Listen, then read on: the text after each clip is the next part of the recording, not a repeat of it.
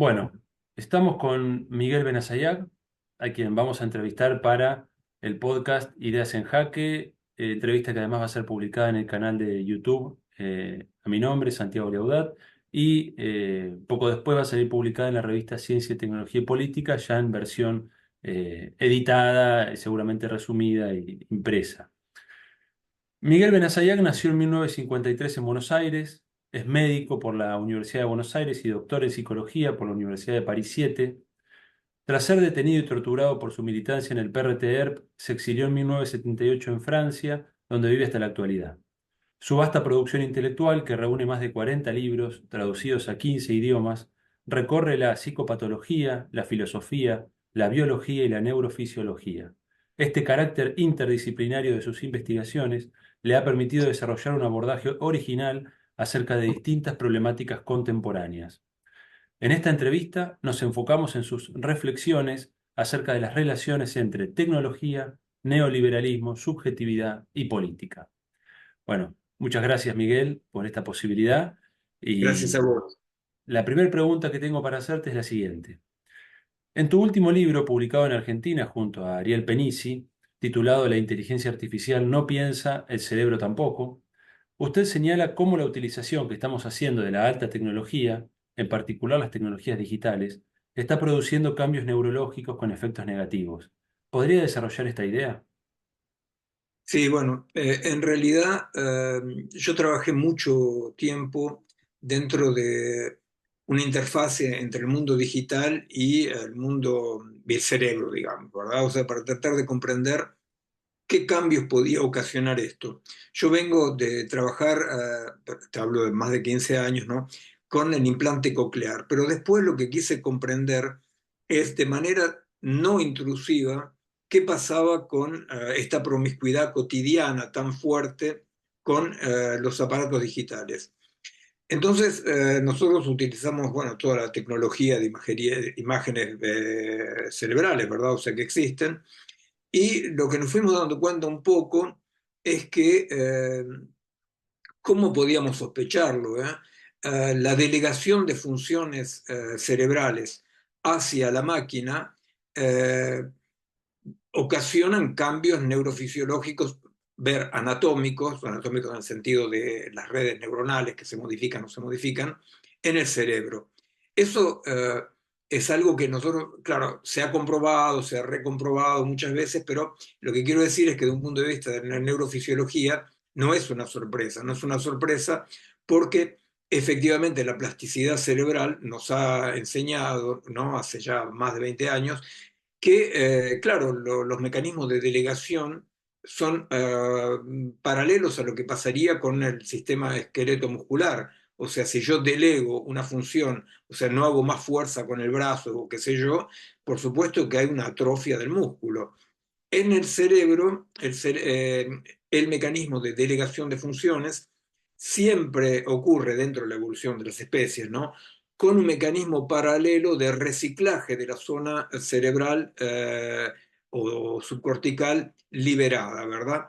Pero estos son mecanismos de regulación muy largos en el tiempo, donde, por ejemplo, nosotros podemos compararlo con, no sé, con la escritura, la invención de la escritura, donde efectivamente las zonas liberadas, que son las zonas, para decirlo así, las zonas que reperaban un poco, que se ocupaban de ver los signos, leían, para decirlo así entre comillas, los signos, es el vaqueano, ¿verdad? O sea, el vaqueano que lee signos, esas zonas fueron las que fueron recicladas para la lectura, la escritura, etcétera.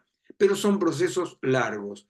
Nosotros estamos asistiendo históricamente a una cosa por la primera vez que ocurre, ¿verdad? O sea, absolutamente, donde los cerebros humanos están en procesos de delegación masiva, rapidísimo, hacia las máquinas digitales, sin que haya ninguna posibilidad de un tiempo de reciclaje o de regulación. Eh, entonces, claro, es una pequeña anécdota, pero yo siempre la cuento porque a mí me significa mucho. Cuando yo empecé a sacar las primeras cosas, cuando saqué este libro que salió en Argentina, Cerebro Aumentado, que habla de todas estas experiencias, yo esperaba que los colegas dijeran sí, no, más o menos, ¿no? Y la respuesta fue unánimemente otra, mucho más inquietante, diciendo sí, es así. De ahora en adelante, digamos, artificiales, ¿no? Articuladas al cerebro, se ocuparán de lo que hasta ahora se ocupaba el cerebro. ¿Se entiende? O sea que cuento esta anécdota porque evidentemente hay un cambio cultural muy, muy fuerte que hace que haya una aceptación absoluta, como que es evidente, que sí, que de ahora en adelante de lo que se ocupaba el cerebro humano no se ocupará más el cerebro humano, en todo caso no monopólicamente, ¿no? Bueno, eso es un poco... Sí, sobre eso quería preguntarte, en relación a algunos ejemplos que también te voy a pedir que desarrolles, que son muy, muy interesantes para pensar este punto. Lo que vos señalás coincide con una percepción que de alguna manera tenemos, ¿no es cierto? Por ejemplo, en Claro, relación a la memoria. claro, Habrás escuchado mil anécdotas al respecto. La idea de que uno tenía en la cabeza los teléfonos, los números de teléfono, las claro, ubicaciones en una ciudad y hoy en muchos casos sentimos que lo hemos perdido, ¿no? Y como bien decís, son hallazgos que producen un impacto cuando uno los escucha, ¿no? sí. Te quería preguntar por eso, ¿no? ¿Qué ocurrió a nivel de las neurociencias, de las ciencias de la conducta humana frente a estos resultados? La respuesta ha sido esta, de que, bueno, es así, es inevitable, no se puede hacer nada. ¿No ha habido ninguna discusión en ese campo? No, no hay discusión por dos cosas, ¿no? O sea, por empezar, efectivamente, como vos decís, o sea, podemos volver después a la cuestión de la memoria, por ejemplo, porque no es lo mismo interactuar con una memoria digital que no olvida nada ni modifica nada, que la memoria viva. La memoria humana no es así, ¿no? O sea, no es Funes el memorioso, la memoria. O sea, también mismo en eso hay una modificación, ¿verdad? O sea, nosotros olvidamos, pero estamos interactuando con una memoria que es una memoria de un nivel de discretización matemática y de precisión que no sé, no sé si se entiende lo que quiero decir. Es una memoria que tiene una potencia enorme, pero una potencia que no coincide con el modo de funcionar de una memoria viva, pero podemos volver después. Con respecto a lo que vos decías, efectivamente, la falta de respuesta, te voy a decir, la falta de asombro, digamos, ¿no? Se debe a un cambio, de mi punto de vista, realmente cultural, ¿no? O sea, que tiene que ver con algo capaz filosófico, ¿viste? Que es que nosotros hemos pasado, sin darnos cuenta, a una etapa de un realismo totalmente naif, absoluto, que es el realismo del cual habla, por ejemplo, el cognitivismo, ¿verdad? Donde hablan de sesgos cognitivos. ¿Qué quiere decir? ¿Qué hay atrás de esta idea de sesgos cognitivos? Esta es la idea archirrealista de que el cerebro tiene que percibir bien lo que existe. ¿Entiendes? Esto es un cambio cultural enorme. Nosotros no pensábamos, no funcionábamos dentro de un paradigma archirrealista donde las cosas existen y yo tengo que tener una percepción optimal de eso. ¿Se entiende? Para nada. O sea, más bien que nosotros, yo trabajé con Varela, ¿no? En la Salpêtrière, más bien que la gran revolución en la neurofisiología y la percepción era darnos cuenta de que a impulsos, a estímulos exteriores, le correspondía la formación de imágenes cerebrales, ¿verdad? O sea que todo lo opuesto al realismo, o sea, yo no tengo una percepción optimalizada de lo que existe. En ese sentido, ¿viste? Yo daba con Ariel Penicino en el libro un ejemplo para que explicara a la gente, ¿no? De manera muy clara, de que cuando yo me pincho con una aguja, el dolor que yo siento no tiene forma de aguja, ¿verdad? O sea, la percepción no es una traducción, es una transducción en todo caso, ¿se entiende? O sea que un estímulo X produce una imagen cerebral, una imagen aperceptiva particular. O sea que este realismo, que es un realismo filosófico, es un realismo totalitario, es un realismo que tiene mucho que ver también con cosas, también tiene dimensiones políticas, ¿verdad? Pero bueno, después volvemos. Pero este realismo es lo que está dominando hoy en día, que es la idea, no sé si en Argentina es conocido Jean Petitot, que es un gran epistemólogo, bueno, fue conocido porque anduvo ahí de complicidad con Lacan y qué sé yo. Bueno, pero lo que dice este Jean Petitot es, nosotros podemos salir del mundo ambiguo del sentido para ir a la exactitud del algoritmo.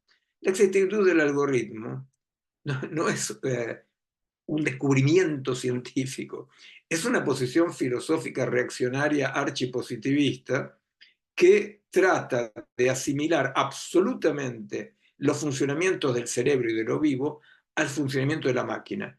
A tal punto hoy es existente esto, es dominante esto, que en el medio de la investigación se postula como mayoritariamente que hay una continuidad de naturaleza entre lo artificial y lo vivo con una diferencia cuantitativa. Nosotros hoy tenemos ese desafío, como una diferencia cuantitativa. Por eso yo escribí también, viste, salió acá, Raúl sacó, Prometeo sacó, la singularidad de lo vivo, ¿verdad? Lo cual es increíble, tener que hacer todo un trabajo para explicar la diferencia entre un gato y una radio, o sea, pero bueno, Bueno, sí, ahí más adelante vamos a volver sobre este punto. Pero para cerrar esta primer parte, entonces tu hipótesis en relación a las neurociencias y las ciencias de la conducta y estos hallazgos sobre los efectos neurológicos de esta interacción o incluso hibridación con las tecnologías digitales, la hipótesis es que no los conocen, sino que no les importan, diríamos. O sea que es parte de un paradigma nuevo de concepción claro. antropológica. No, Bien. no les importa porque son realistas, pues, Sí, sí, te entendí. Sí, sí, sí, entendido. Sí, sí. Y para graficarle a quien te escuche, te vea o lea esta entrevista, ¿qué ejemplo podrías darnos de esta delegación de facultades? Bueno, diste el ejemplo de la escritura, pero digo en relación a las tecnologías digitales, ¿no? Sí. Bueno, el ejemplo más paradigmático que nosotros hicimos y después fue repetido, pero con decenas de veces, es con respecto al GPS, porque es muy fácil hacerlo, no cuesta muy caro. Que es que el primer ejercicio, la primera experimentación fue con dos equipos de nuevos choferes de taxi, uno en Londres y otro en París. Las dos ciudades son laberínticas, o sea, justamente vos estás en La Plata, no tiene nada que ver con La Plata, ¿no? O sea, son laberínticas, entonces ejercitan mucho la memoria. Bueno, estos dos grupos de choferes, uno en Londres y otro en París, el de París empezaba a manejar con GPS y el de Londres sí. En síntesis, en 3 años, todos los miembros del grupo de París con GPS tuvieron los núcleos subcorticales que cartografían el tiempo y el espacio atrofiados. ¿Entiendes? ¿Por qué? Bueno, es eso, la delegación de funciones. Después, las otras experiencias de delegación de funciones también tienen que ver, por ejemplo, con el aprendizaje, ¿ves?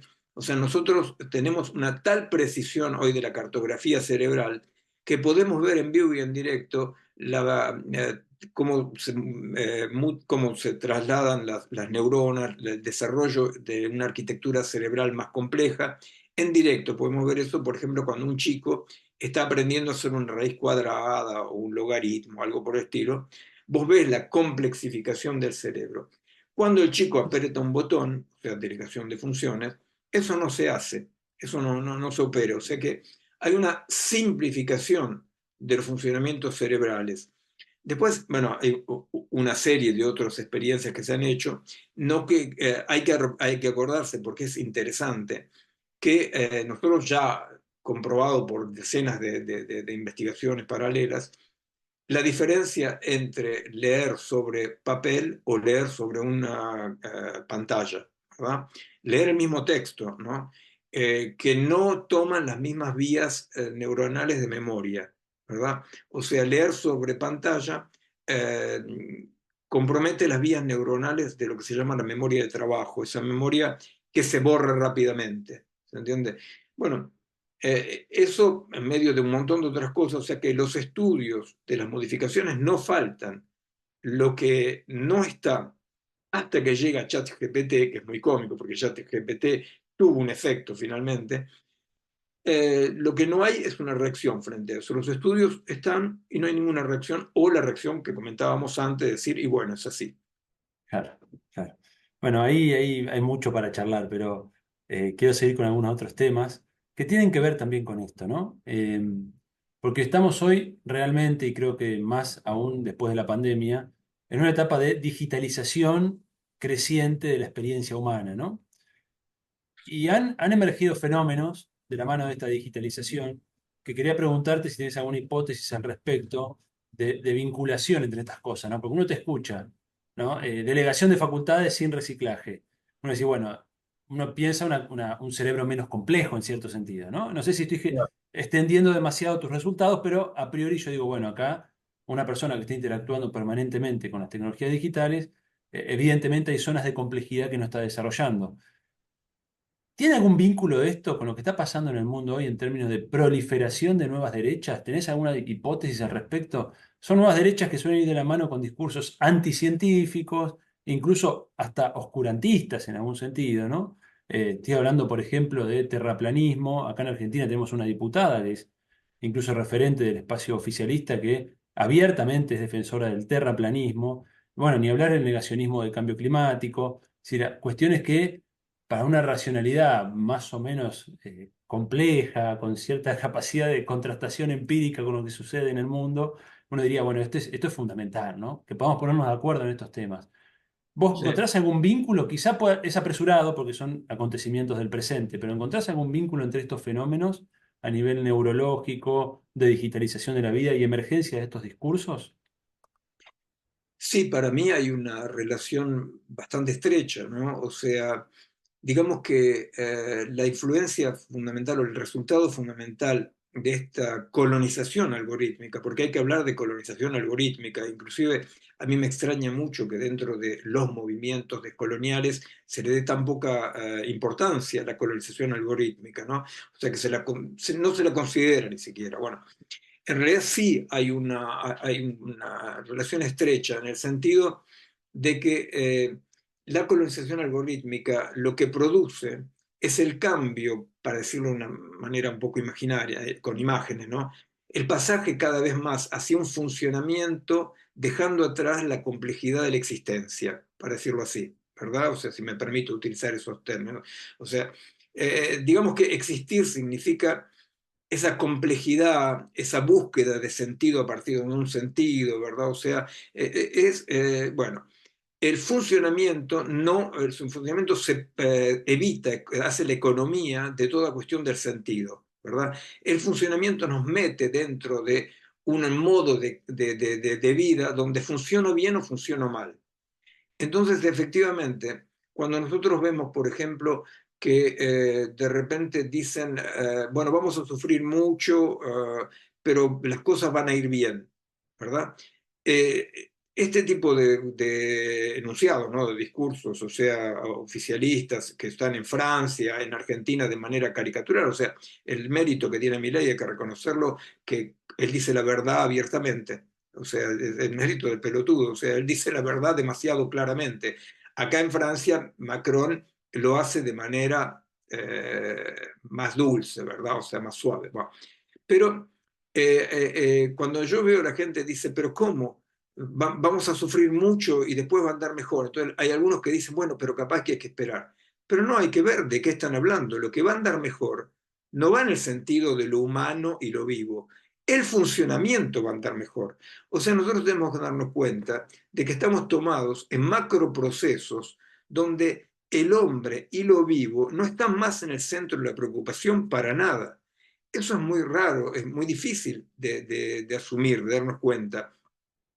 Pero una de las características de nuestra época, de la crisis del mundo del ser, como decía Hush, o del occidente, como queramos llamarlo, una de las consecuencias es el desplazamiento del antropocentrismo de la modernidad. Y ese desplazamiento del antropocentrismo, tomado del lado funcionante, hace que efectivamente las nuevas derechas son nuevas derechas no ideológicas o ideológicas en el sentido de que la técnica también funciona como una ideología, ¿se entiende? O sea, Claro. Sí, las sí, nuevas yo. derechas, No, disculpa, te escucho estas reflexiones sobre el funcionar y el existir. Sé que tenés un libro además que ahondás en esa discusión y saliéndonos un poco del eje ciencia y tecnología, me remite mucho, a ver si me equivoco, a este contrapunto en su momento del existencialismo o de la hermenéutica de inautenticidad, autenticidad, ¿no? La idea del existir como el ámbito de la autenticidad y la inautenticidad, ¿te acordás en Heidegger, ¿no? La caída en el uno impersonal, el dominio de la técnica. Sí, en claro. definitiva, es ese proyecto o esa dicotomía todavía la que vos te estás encontrando en juego, ¿no? En esta reflexión. Sí, yo no soy tecnófobo para nada, pero yo pienso que una cultura puede con cierta prudencia, metabolizar nuevas técnicas. Pero lo que estamos asistiendo ahora es verdaderamente un cambio de modo de habitar el mundo, donde esas nuevas derechas son nuevas derechas al servicio de, claro, ya no es más lo grande, lo magnífico de la patria, de la raza, de la religión. No, es lo magnífico de la exactitud algorítmica del funcionamiento. O sea, esa es la nueva ideología de estas nuevas derechas. Hay algo más grande que nosotros, hay algo, como siempre, como en toda ideología, de lo más grande que la vida, ¿verdad? O sea, entonces, ¿qué es lo más grande que la vida hoy? Y bueno, lo más grande de la vida hoy es el funcionamiento en el sentido algorítmico, en el sentido economicista. O sea, es absolutamente consubstancial el nuevo neoliberalismo del mundo algorítmico, ¿verdad? Yo, Exacto. paréntesis, esto no quiere decir de que nosotros no podamos o no tengamos inclusive que recolonizar la técnica. No se trata de ser tecnófobos, pero por el momento nosotros debemos darnos cuenta que hay algo ahí que se presenta como objetivo, como absolutamente es así porque es así, ¿verdad? Y que corresponde a una nueva ideología tecnófila, terrible, que considera que, bueno, que la vida está al servicio, como en otras épocas la vida podía estar al servicio del gran ideal totalitario, hoy está al servicio de otra cosa la vida. Nadie tiene que equivocarse, yo lo digo como lo pienso, nadie tiene que equivocarse. Cuando Milei dice, por ejemplo, vamos a sufrir y después las cosas van a andar mejor no es para la gente, es dentro de este proyecto totalitario de un puro funcionamiento donde lo humano es un segmento dentro del macro proceso. Bien, vamos a volver sobre esto, ¿eh? No te preocupes que tenemos varias preguntas sobre la cuestión más filosófica en relación a la técnica y la etapa actual en que estamos viviendo, ¿no? La etapa actual del mundo. Ahora, en relación a estas reflexiones que estabas haciendo, parece evidente que es preciso avanzar hacia algún tipo de regulación en relación con las tecnologías digitales. ¿Se está avanzando en esta discusión? Por ejemplo, sé que Noruega ha establecido limitaciones al excesivo uso de dispositivos electrónicos en niños, ¿no? En relación con la escuela. ¿Cuál es la discusión en este momento en el mundo respecto a regulaciones de la Internet, de la inteligencia artificial, de las tecnologías digitales? ¿Qué podés decirnos al respecto? Bueno, vos sabés que los primeros que regularon fueron los genios de la Silicon Valley, o sea, los que producen todo esto. Los primeros a regular fueron ellos que mandan a sus chicos desde hace ya más de 10 años, 15 años, mandan a sus chicos a escuelas sin pantallas y donde aprenden el griego y el latín, ¿verdad? O sea, ellos se dieron cuenta, los primeros a darse cuenta fueron ellos, ¿no? Con un cinismo absoluto. Ahora mismo acá en Francia hay una proposición de ley que pienso que va a pasar finalmente, después de lo que insistimos, que prohíbe, bueno, esa prohibición es muy relativa, pero prohíbe las pantallas antes de los 3 años. Yo como consejo digo, pero por supuesto que no tiene que haber pantalla antes de los 3 años, y no celular antes de los 12 y no redes antes de los 15, por ejemplo. Bueno, vale lo que vale, pero Raúl Sivechi, mi amigo, ¿no? Él me contaba que una tribu, un pueblo guaraní, un pequeño pueblo guaraní en Paraguay, habían decidido no conectarse a Internet antes de las 10 de la noche, por ejemplo.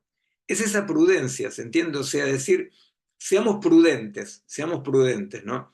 Yo creo que existen, entonces, constato que existen reacciones. Lo que estamos muy atrasados es en lo que a mí me parece necesario, que es cómo colonizar el algoritmo, cómo nosotros podemos aprender a desarrollar prácticas transgresivas con respecto al algoritmo. El algoritmo es totalmente eh, globalizante, unificador, ¿verdad? No es posible que nosotros no veamos la aberración que hay de que un chango, por ejemplo, en Jujuy, tenga la misma interfase con el mundo que un nene en Zurich. O sea, no, hay algo ahí que tiene que llamarnos la atención, que tiene que alarmarnos, ¿verdad? Porque son niveles de desterritorialización muy grandes que, ve, por ejemplo, de última, cuando el pibe de Zurich está con la interfase con su celular, de última, el mundo en el cual él vive está más cerca de esta interfase. En cambio, para el chango en Jujuy, nada de lo que esta interfase le hace vivir tiene que ver con su mundo, ¿se entiende? O sea que no tiene las mismas consecuencias esta colonización algorítmica en diversos lugares del mundo. Y es muy nociva y sobre todo es Sí. increíble que no lo pensemos. Mira, el caso que vos estás trayendo a colación me parece muy interesante. Yo trabajo mucho la cuestión de la colonización intelectual. Bueno, vivimos en Argentina y en América Latina, como saben muy bien, estamos siempre sometidos a fuerzas de colonización intelectual, ¿no? Y tenemos la tendencia, esto se ha trabajado mucho en el pensamiento nacional y latinoamericano, por supuesto, de no pensar donde pisan los pies, ¿no? Es decir, tener la cabeza puesta en Claro, Europa. Entonces yo pensaba claro, en tu ejemplo qué fuerza desterritorializadora tiene esta interfaz electrónica digital globalizante, en definitiva, donde ese chico, acá pasó en Argentina con mucha claridad en las últimas elecciones, ¿no? Pueblitos aislados de la montaña, en Salta, que lograron un nivel de identificación mediante el consumo en redes sociales de un discurso libertario que no tiene absolutamente nada que ver con su entorno, con lo que en su momento Kush reconstruyó como el estar, la forma de vivir el mundo en esa región. Y hoy, mediante estos dispositivos, efectivamente hay una colonización de la experiencia en términos absolutamente globalizantes, ¿no? sí, Creo que es muy potente esa reflexión y efectivamente hay que dar esa discusión, ¿no? Sobre todo claro. en los términos que vos lo Es, planteás, ¿no? Ir a discutir el algoritmo. Porque sería muy fácil si no reproducir una mirada folclórica de lo sí, primitivo, que también te claro, pone en una posición muy jodida, ¿no? De decir, bueno, vos quedate en el atraso, vos sos el futuro, o sea, y reproducir unas desigualdades crecientes, ¿no? Hay sí. una discusión ahí que atraviesa muchos niveles. Claro, me parece importante, por ejemplo, bueno, por el estilo tuyo y el estilo de la revista y de los que ustedes hacen, de que nosotros veamos esto sin ningún tipo de necesidad de creencia, no hay que creerle a nadie. Nosotros tenemos que poder hacer, reproducir las experiencias, que no son tan difíciles de reproducir, que muestran que la comprensión es absolutamente diferente de la información. La comprensión, desde el punto de vista neurofisiológico, es siempre un proceso corporal de cuerpos situados, como vos decís, los pies en el piso, o sea, en el piso en el suelo, o sea, ¿no? O sea, siempre la comprensión tiene que ver con niveles de territorialización que me permiten una comprensión existencial, por decirlo así. O sea, yo con el cuerpo comprendo. La información llega directamente a los niveles de la conciencia y esa información no modifica nada. Eso es lo que hace que de repente un chico en Jujuy, de repente esté tan contaminado con niveles de información que aplastan su comprensión, su capacidad de comprensión. Entonces, claro, siempre le vamos a dar más crédito a la información archimoderna, tecnológica, que a nuestra experiencia, nuestra comprensión. Yo trabajé por eso en una especie de, no sé, revalorización del sentido común, mostrando de que efectivamente tenemos que ver cuáles son las raíces del sentido común para no seguir desvalorizándolo. El sentido común que es lo que viene del cuerpo, de la experiencia, ¿verdad? Yo creo que nosotros tenemos que poder ganar, va a ganar, en todo caso comenzar la pulseada con el mundo digital, donde tenemos que imponer al mundo digital las dimensiones de la experiencia. Pero esto está muy mal, por el momento va muy mal. Yo, por ejemplo, laburo con tres médicas oncólogas en Milán, muy clarita. La pregunta al inicio fue cuál. En la medicina de alto nivel, ¿qué lugar le queda al médico de carne y hueso? ¿Verdad? O sea, en la medicina, ¿qué? O por ejemplo, un dibujante te dice, ¿y ahora qué?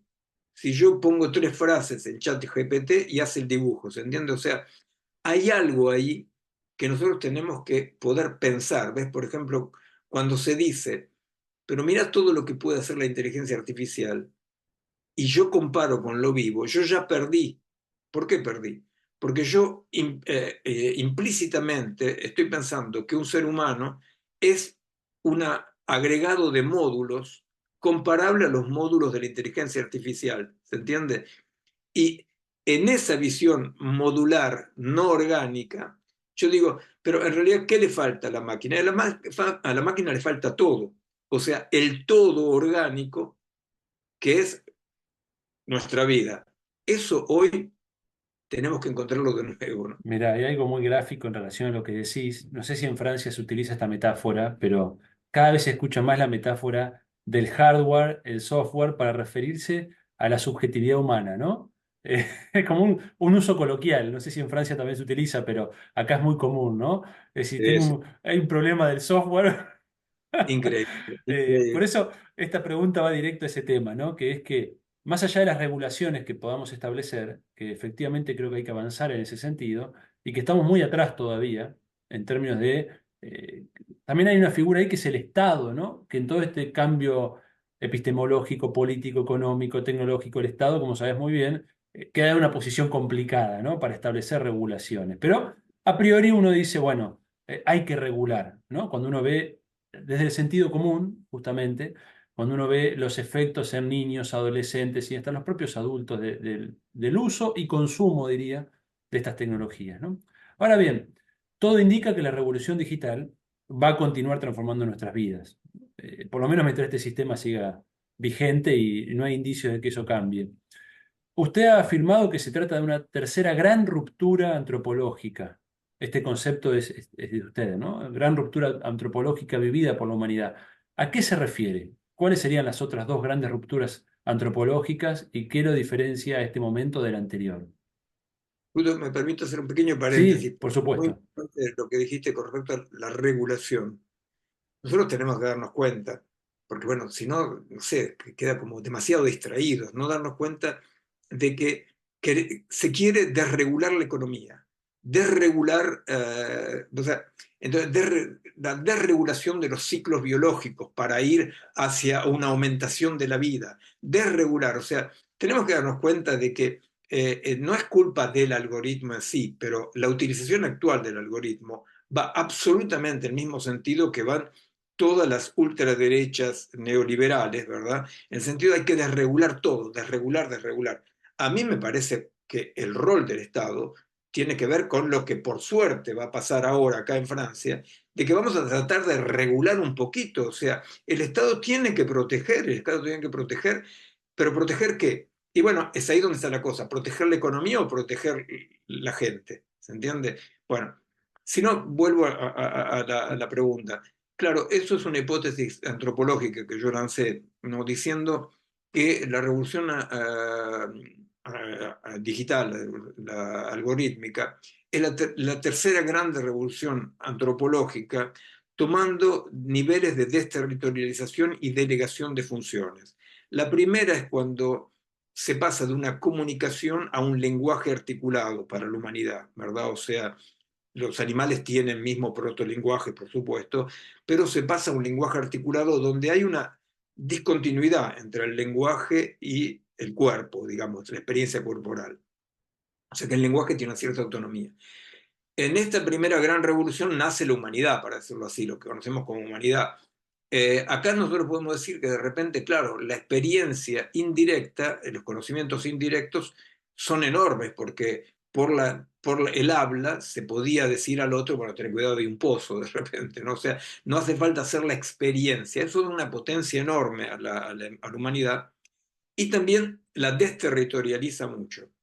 Con las lenguas hubo fenómenos de regulación justamente porque emergen miles de lenguas que, o sea que la humanidad fue hablante, pero ese habla, a pesar de su autonomía, fue recolonizada por lo vivo porque hacía falta decir cosas diferentes en la Antártida que en el Caribe, ¿verdad? Entonces, hay miles de lenguas, o sea que hubo una recolonización en la multiplicación de lenguas.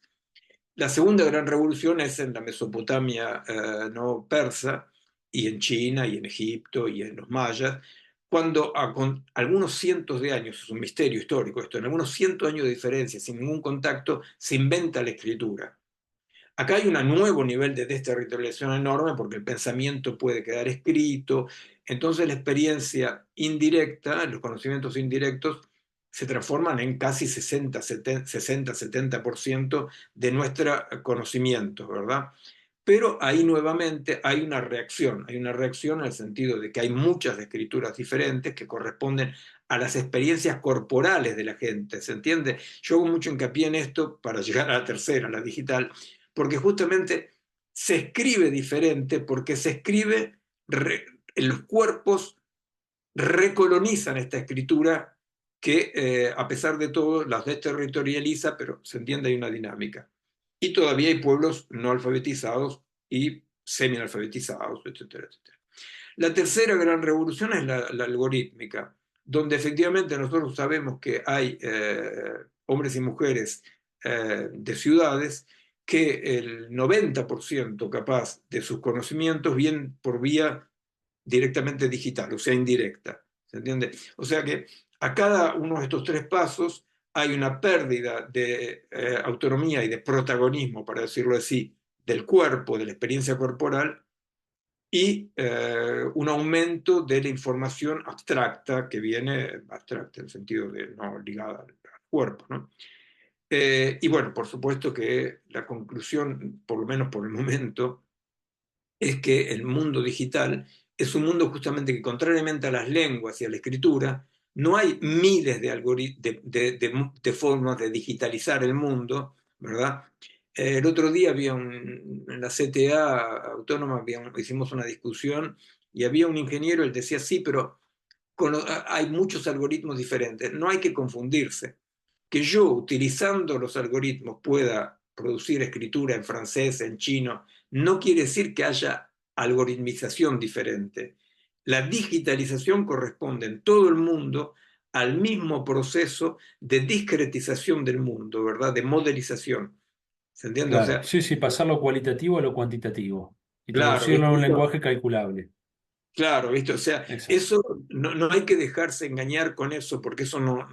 O sea, claro que yo a partir de los algoritmos puedo producir cosas en francés, en chino, lo que venga, pero el modo de recorte, de modelización del mundo digital es el mismo en todos lados y para los especialistas, ¿no? Saben muy bien que el problema con la modelización digital es que yo modelizo como un punto lo que en la realidad existe como un segmento, ¿verdad? O sea que yo estoy creando ahí por eso pasamos de un recorte como modelización a una discretización exacta. Esa discretización es fantástica, pero no tiene nada que ver con el modo de relacionarse de lo vivo con el mundo, ¿no? Claro. Ahí lo que veo de tu planteo es que vos trabajás el eje este entre lo uno y lo múltiple, ¿no es cierto? Es decir, donde Claro. se avanza en el desarrollo de la lengua aparece lo uno y lo múltiple que se resiste a eso con la creación de múltiples lenguas. Sería ese juego analítico que estás haciendo, ¿no? La Sí, escritura sí, lo mismo, con un proceso de homogeneización, sobre todo mediante los estados que van de la mano con el desarrollo de la escritura, por supuesto, claro. urbanización, etcétera, etcétera.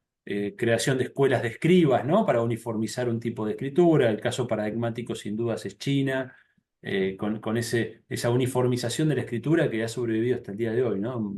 Algo formidable desde el punto de vista de lo transhistórico, ¿no? De esa práctica de Claro. mantener la escritura.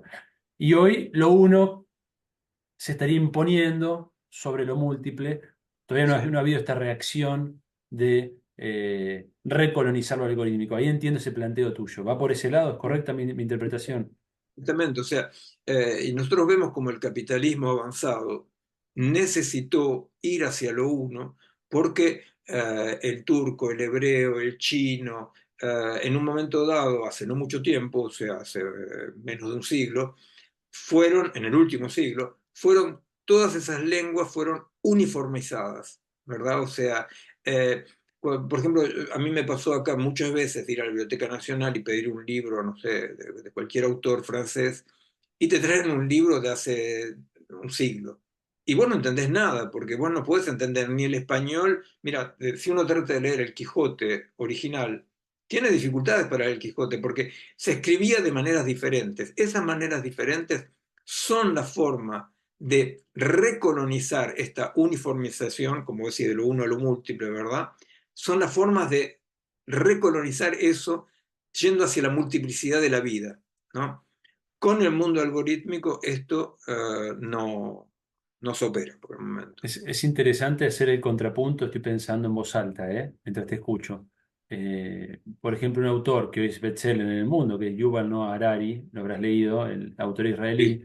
Él plantea una visión, como sabes, apologética, ¿no? Del desarrollo tecnológico. Él es muy favorable a esta mirada transhumanista, y él va a plantear la uniformización del mundo como algo inevitable y deseable, ¿no? Incluso él hace una valoración positiva de los imperialismos en la modernidad, en su libro más conocido, ¿no? No sí, recuerdo el sí, sí, nombre sí. exacto, pero él hace una valoración positiva de los imperialismos en tanto que fueron capaces de uniformizar grandes regiones del mundo, ¿no? Como la Sí, antesala a lo que hoy estamos viviendo, que es básicamente la uniformización total, ¿no? Es sí. decir, esta es la mirada que estaría en las antípodas a la tuya, ¿correcto? Lo que pasa es que hasta hoy, sí, en las antípodas absolutamente, lo que pasa es que hasta hoy, uno dice, bueno, está bien, como quiera, ¿no? Pero hasta hoy el modo de desarrollarse de la vida fue siempre un modo no económico. O sea, siempre es un modo de explorar todos los posibles. Ese es el problema también con los transgénicos, ¿verdad? O sea, guardar un solo tipo, un solo alelo, ¿verdad? O sea, resulta que efectivamente se piensa, el ejemplo más evidente son los espermatozoides, ¿verdad? Con respecto al óvulo, ¿verdad? O sea, la vida, el modo hasta hoy de que la vida continúe en la Tierra fue siempre multiplicar y multiplicar y multiplicar las exploraciones para que haya más o menos selección y que cuando llega un problema para una parte, en esta multiplicidad hay otras posibilidades, ¿verdad? O sea, hasta hoy, la multiplicidad fue un elemento, una condición central para el desarrollo de la vida en la Tierra, ¿verdad? Este modo de unificación, sí, es muy, muy inquietante porque nosotros no sabemos cómo se puede vivir, cómo la vida, lo que nosotros llamamos vida, cómo podrá adaptarse a esta unificación globalizante, a esta colonización, ¿verdad? Mira, por el momento pareciera que lo que estamos haciendo es la destrucción, por lo menos de las restantes formas de vida en la Tierra, ¿no? Recientemente entrevisté, te comentaba antes de iniciar la entrevista, al director del panel intergubernamental de cambio climático. Está en la revista donde va a salir la entrevista que te estoy haciendo a vos. Y él es muy claro al respecto, ¿no? De que realmente la humanidad no está tomando todavía conciencia de la gravedad de la situación ecológica en la cual estamos, ¿no? Y hacia la cual nos estamos dirigiendo como un precipicio. Eh, Él me decía una frase que me quedó resonando, que fue el año pasado que le hice la entrevista, había sido el año más cálido, más caliente en el mundo desde que había registro, ¿no? Y él me decía, y este año, el año en el que estábamos, ¿no? El 2023, va a ser el año más frío para tus hijos, porque de ahora en adelante cada año va a ser más caliente, ¿no? O sea, esa frase es terrible, desde el punto casi apocalíptica. Entonces, evidentemente, esta colonización de lo uno sobre lo múltiple, del capital sobre la vida, llamémosle como queramos, ¿no? Ahí aclara, o sea, desde ese punto de vista es indiscutible que hay un sí, límite lógico a esto, ¿no? Es una. sí. Ah, eh, esto llama una reflexión sobre el modo de resistencia hoy, ¿no? Pero efectivamente, cuando uno dice, bueno, en los últimos 40 años 60% de las especies vertebradas desaparecieron, vertebrados, 60% de los vertebrados. No hay insectos para polinizar. ¿Por qué hay gente que niega esto? Porque hay gente que dice, pero de última yo puedo encontrar dispositivos que explican que la Tierra es plana. ¿Por qué esto? Y bueno, porque justamente dentro de este mundo funcionante todo es posible. Es esto que algunos llaman la posverdad, digamos, ¿verdad? ¿No? O sea, diciendo, mira, vos me decís que en los últimos 40 años desaparecieron 60% de los vertebrados. Mira, yo te digo que, bueno, yo tengo datos que dicen que la Tierra es plana. ¿Se entiende? O sea, es para negar. O sea, yo ayer escuché sobre Radio con Voz, había un tipo, no me acuerdo el nombre, que es el biógrafo de Milei. Y él tenía una explicación perfecta de por qué, cómo habían robado niños durante la dictadura, pero que no se trataba de eso. O sea, este cuestionamiento de los puntos de real, ¿verdad? Esos puntos que dicen, bueno, hay una asimetría entre esto y esto. Esta es la barbarie que avanza. La barbarie que avanza es el todo es posible, donde efectivamente un relato se opone al otro relato. Y nosotros tenemos hoy en día que poder defender en la práctica esos puntos de asimetría, donde hay algo que no es parecido que esto. Entonces, parecería ser como una cosa muy lejana, pero cuando yo digo, no, no, no, no, nosotros tenemos que ver cuáles son los fenómenos de lo vivo y cuáles son los fenómenos artificiales, que no es lo mismo. Decir que no es lo mismo tiene un contenido político a la vez, porque justamente lo que está Claro. avanzando es disépolo a la potencia 1000, donde todo es igual, nada es mejor, ¿no? Como dice Cambalache, ¿no? O sea, es el Cambalache lo que está avanzando, detrás de esta visión tecnófila, neoliberal, ¿no? O sea, todo es lo mismo. No, no todo es lo mismo, y una vez más, no es lo mismo que un chango en Jujuy. No es lo mismo la vida que tiene el chango en Jujuy que en Zurich. Y cuando se evalúan las universidades, cuando se evalúan los colegios con esta evaluación PISA, ¿no? Que es la evaluación mundial, lo que estamos haciendo es eso una vez. Si un chico en la Patagonia, si un mapuche en la Patagonia es evaluado o aprende lo mismo que un chico en Berlín, el que va a estar damnificado va a ser el chico de la Patagonia, porque los saberes del chico de Berlín para el chico de la Patagonia lo discapacitan. Esa es la multiplicidad, ese es el pensamiento de la multiplicidad.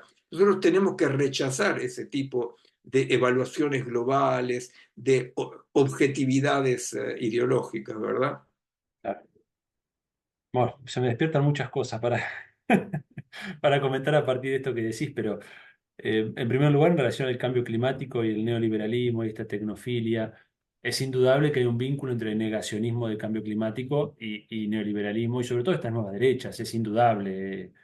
O sea, evidentemente la cuestión climática representa un límite para lo que para lo que ellos, su proyecto, ¿no? Su proyecto de mundo, de vida, de sociedad. Y negarlo, en vez de decir en todo caso, entro a la discusión, ¿no? Sino sencillamente niego el problema, ¿no? No existe negacionismo. Es Es- increíble, ¿no? Es un punto, creo, es un punto increíble de discusión. Y esto otro que me decís, bueno, da para mucho más, pero quisiera seguir con algunas preguntas más para ahondar en otros temas, ¿no? Por ejemplo, hay una frase tuya que me quedó resonando y quería que profundices. Algunas de las cosas ya las vas tocando en tu respuesta, pero bueno, quizás tenga alguna especificidad que podamos abordar. Vos decís en una frase que recogí de una entrevista a vos, que la hibridación organismo-artefacto es un hecho irreversible, sí. pero no la colonización tecnocientífica de lo vivo. ¿Podría explicarnos esta idea? Primero de la hibridación organismo-artefacto como hecho irreversible, y luego, bueno, que es un poco lo que ya venís charlando, ¿no? Que la colonización tecnocientífica de lo vivo no lo es. ¿A qué te referís con esto? La hibridación es un fenómeno normal, o sea, es un fenómeno de la evolución donde las nuevas herramientas, los nuevos posibles cambian efectivamente también a lo vivo, ¿verdad? O sea, hay una hibridación, en el sentido que hibridación quiere decir que dos entidades diferentes producen una tercera donde las dos se mezclan, por decirlo así. Eh, el cambio es un cambio radical. A mí me extraña, por ejemplo, cómo la gente no piensa de manera un poco naif, ¿viste? O sea, ¿viste? Cuando uno hace un pensamiento tonto pero inteligente de chico, ¿verdad? O sea, tonto en el sentido que está considerado como tonto, pero la inteligencia del chico que mira el mundo. Por ejemplo, nadie se puso a pensar de que el teléfono celular significa una mutación mayor para la especie. ¿Por qué una mutación mayor? Vos sabés que la taxonomía se hace en base a qué es lo que un cuerpo puede. Entonces vos podés, la taxonomía, este cuerpo puede hacer esto, este cuerpo puede hacer aquello, que tiene eco con qué es lo que un cuerpo puede de Spinoza, por Claro, supuesto, ¿verdad? exacto. Los cuerpos humanos, desde hace 20 años, 30 años, pueden comunicarse con todos los cuerpos humanos instantáneamente a cualquier distancia. ¿Se entiende? Hubo un cambio. O sea, hasta hace 30 años los cuerpos humanos no podían, no podían eso. Y ahora hay un nuevo posible, increíble, fantástico, qué sé yo, pero esta nueva potencia cambia absolutamente lo que es ser humano. O sea, para la gente que nació de mi generación, bueno, que digamos que están totalmente colonizados también, están ahí apretando botones, pero para los chicos que son digitalocompatibles de manera bastante alarmante, hubo una mutación. O sea, para ellos es así, para ellos efectivamente un cuerpo humano puede estar en contacto permanente con todos los cuerpos. Es increíble que nadie se ponga en la posición naif del chico y haga la pregunta, pero ¿cómo? ¿Pero por qué? ¿Verdad? O sea, imaginemos, no sé, que a las hormigas, a los caballos, no sé qué especie, de repente le aparezca un nuevo posible que lo modifica absolutamente. Diríamos, ¿qué está pasando con esta mutación, verdad? O sea, mismo nos inquietamos por micromutaciones a veces en el mosquito. Y esto es una macromutación.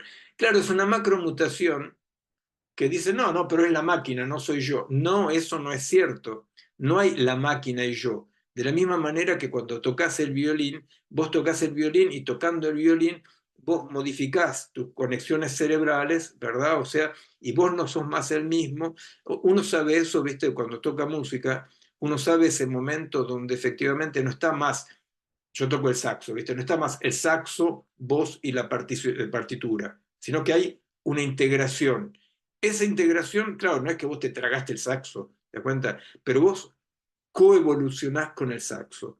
Sí, sí, Eso era el viejo planteo de Marx, ¿no es cierto? Entre el instrumento y el trabajador, ¿no?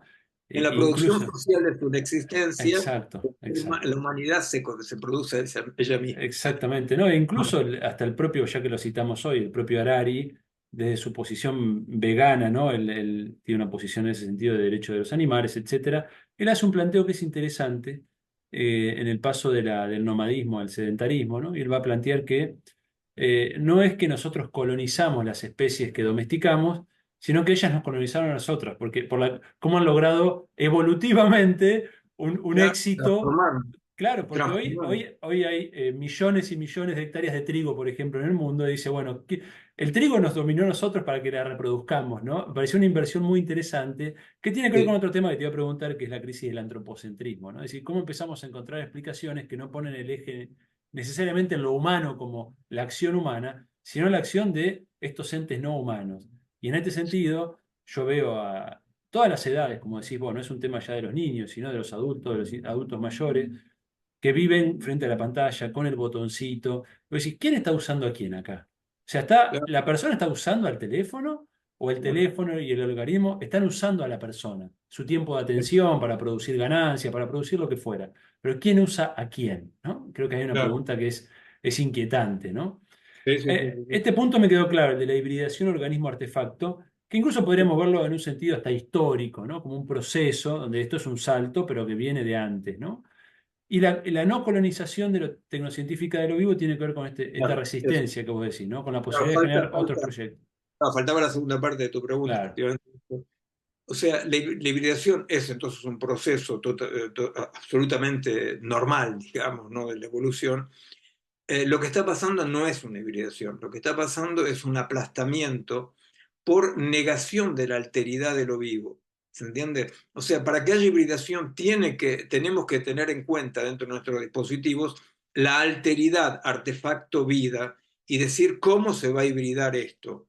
En cambio, lo que está pasando es una negación, y en esto es absolutamente colonial, es increíble porque es la definición misma de lo colonial en el sentido del Fray Bartolomé de las Casas, o sea, de que todos somos humanos pero con la humanidad incompleta, ¿verdad? O sea, esa determinación de un universal, ¿no?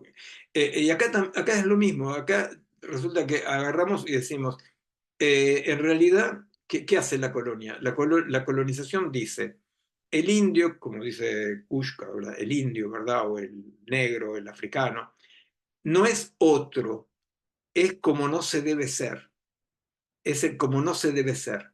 Se le niega, es como una adefesio, es una monstruosidad, o sea, y con mucha bondad nosotros y muchos palos y mucha tortura vamos a tratar de educarlos, de completarle la humanidad para volver a Fray Bartolomé, ¿verdad? O sea, se niega la alteridad del otro. El otro, lo máximo que se ve es el otro como un error, como una falla. Bueno, Entonces, acá es lo mismo que está pasando. Cuando los colegas, de manera totalmente no colonial y muy buenito, dicen, hay una continuidad de naturaleza entre el artefacto y la vida, y la única diferencia es cuantitativa, están recitando el dogma colonial de que entre el indio o el africano y el blanco hay una unidad de naturaleza, pero con una diferencia cuantitativa. Tienen que evolucionar hacia nosotros, ¿se entiende? O sea, lo vivo tiene que evolucionar hacia la máquina. Es el esquema colonial absoluto. Es ahí donde yo digo, para que haya hibridación, bueno, hibridación, para que la hibridación se transformó en un programa de emancipación. ¿Por qué? Porque para que haya hibridación tenemos que reconocer la diferencia de naturaleza entre lo vivo y lo artefactual y decir, bueno, efectivamente, cómo vamos a hibridar, cómo vamos a regular. Esto Me me parece, lleva, sí, sí, está muy claro tu explicación. Y la verdad que es muy interesante este cruce que haces con lo colonial, con esa discusión, ¿no? Modernidad, colonialidad, es un tema a explorar también. Y me remite a la pregunta por la inteligencia artificial, ¿no? El nuevo gran discurso sí, tecnocientífico. Bueno, obviamente me remite a esto que estás diciendo. ¿Qué imagen, qué mitos, qué construcción de lo vivo del cerebro hay en relación con la inteligencia artificial como el óptimo, ¿no? Parece que se hubieran invertido las cosas.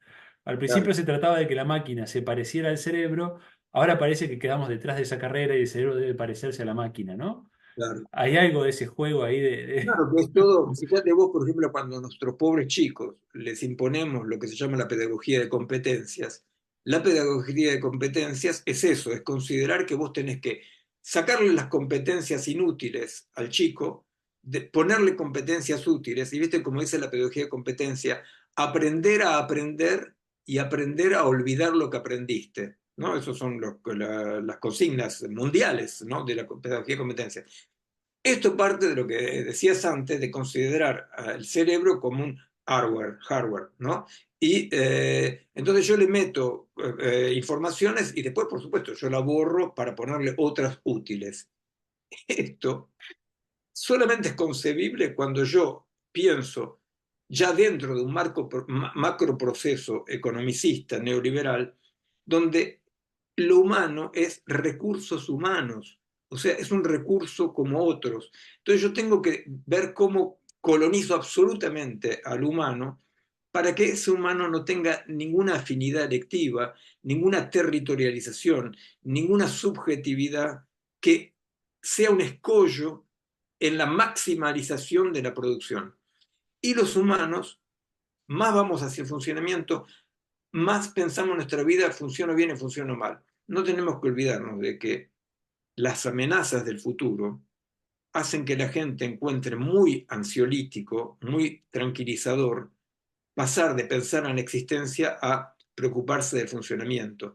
El funcionamiento es lo que permite justamente comprender ese misterio de que la gente no reacciona frente a las amenazas ecológicas, demográficas, etcétera. No reacciona porque el funcionamiento es una especie de inmanencia instantánea que te permite de el dato de que el futuro es una amenaza, no darle bola. ¿Se entiende? O sea, hay una razón acá, hay una razón que efectivamente tiene que ver con los cambios epocales, ¿no? Donde el futuro, que para la modernidad colonial es siempre una promesa, por eso el alemán Kusch dice, el mundo del ser es como una sala de espera, ¿no? Siempre estamos esperando ser, ¿no?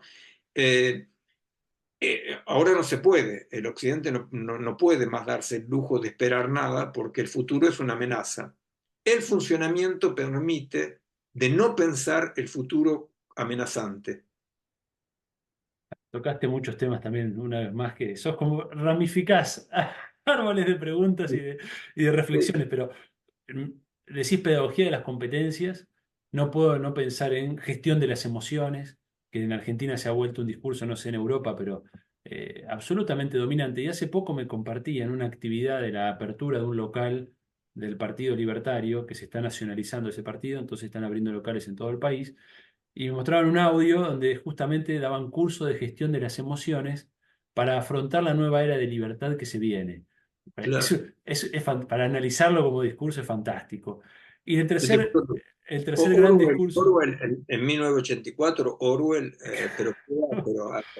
No, un si enano. te, claro, claro. Y el tercer gran discurso, que también lo veo muy vigente, de la mano con estos dos, ¿no? Gestión de las emociones, pedagogía de las competencias, es el de Gary Becker, ¿no? De Capital Humano, donde lo veo incluso, y esto me preocupa, y esta es la colonización que hemos tenido, cuando uno tiene, lo ve incluso en los ambientes, llamémosle de izquierda, progresistas, cuando tienen que tomar una decisión tan elemental como a qué escuela envían a sus hijos, aparece un razonamiento de tipo capital humano, que a mí me preocupa excesivamente, ¿no? Porque es, bueno, mi hijo es casi una inversión, ¿no? Y ya de chico le estás poniendo este discurso en la cabeza, que es el de las competencias, que es el del capital humano, que es el de la supuesta calidad educativa, y esto está produciendo un fenómeno, por lo menos en Argentina, de privatización de la educación, privatización encubierta, porque ya lo público, lo compartido, lo común, pasa a ser aquello que no funciona, una vez Claro, más. Y lo que claro, funciona, lo que me garantiza que mi hijo va a tener el capital humano para desenvolverse en la vida, es enviarlo a la escuela privada, ¿no? Entonces, esto ha claro, producido en Argentina un cambio. Seguramente vos cuando eras chico fuiste a una escuela pública, no lo sé, no te conozco, pero claro, sí, sí, era claro, lo normal. Y lo público era claro, el ámbito de encuentro con la alteridad, con la otra claro, clase social, la experiencia. En mi caso puedo dar fe de lo mismo, ¿no? Es decir, haberme encontrado con otras realidades de vida que te forman.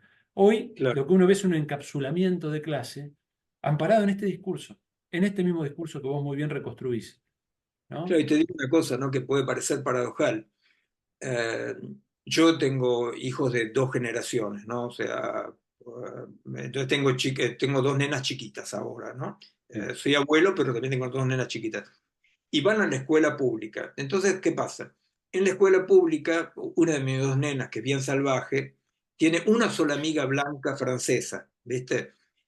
Porque, claro, porque las africanas, las árabes son más divertidas, se mueven más, ¿viste? ¿Qué sé yo? Entonces, en realidad sí es cierto que la escuela pública funciona menos bien, pero justamente es la ventaja. Ahí está la ventaja. ¿Te das Exacto, cuenta? O sea, exacto. lo que nosotros tenemos que evitar la trampa de comparar con la misma medida, ¿se entiende? O sea, nosotros tenemos que rechazar la evaluación con los mismos términos. O sea, yo lo que quiero es que mis nenas se estructuren, que se formen a la vida, que efectivamente, te das cuenta, estén con todas estas chicas africanas, con esta riqueza que hay acá. Pues sabes que París es la ciudad africana más grande del mundo, porque es el lugar donde hay más africanos. Ninguna ciudad de África tiene tantos africanos como París. Te escuché en una entrevista con eso, pero habría que ver en Nigeria. Es discutible, ¿no? Que está Lagos ahí, es enorme. Pero Es enorme. entiendo dónde apuntás que efectivamente Digamos, bueno, pero en todo hay caso una es población gigante, ¿no? Sí, sí, una sí. gran ciudad, hay muchos. Sí, sí, sí.